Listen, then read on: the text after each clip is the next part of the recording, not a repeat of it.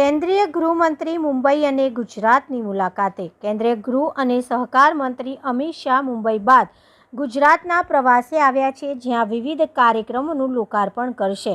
કેન્દ્રીય ગૃહ અને સહકાર મંત્રી અમિતભાઈ શાહ મુંબઈ પહોંચ્યા હતા, જ્યાં મુંબઈના સીએમ અને ડેપ્યુટી સીએમ દ્વારા ભવ્ય સ્વાગત કરવામાં આવ્યું હતું અને બીજા દિવસે સૌ પ્રથમવાર મુંબઈના મોગરા અંધેરી ખાતે આવેલા શ્રી મોગરેશ્વર ગણેશ ઉત્સવમાં પહોંચ્યા હતા, જ્યાં ગુજરાતના પૂર્વ મંત્રી પરસોત્તમભાઈ સોલંકી, ધારાસભ્ય હીરાભાઈ સોલંકી, અંધેરીના ધારાસભ્ય મુરજીભાઈ પટેલ કાકા અને પરિવારના તમામ અગ્રણી કાર્યકરો દ્વારા તેમનું ભાવભર્યું સ્વાગત કરાયું હતું અને તેઓએ ગણપતિ બાપ્પાના દર્શન કરી પૂજા આરતી કરી હતી. આ ઉપરાંત તેઓએ પરિવાર સાથે પ્રખ્યાત લાલબાગના રાજા ખાતે બાપ્પાના દર્શન કર્યા હતા અને આશીર્વાદ મેળવ્યા હતા. આ સમયે મહારાષ્ટ્રના સીએમ, ડેપ્યુટી સીએમ સહિત મંત્રીઓ અને અગ્રણીઓ ઉપસ્થિત રહ્યા હતા.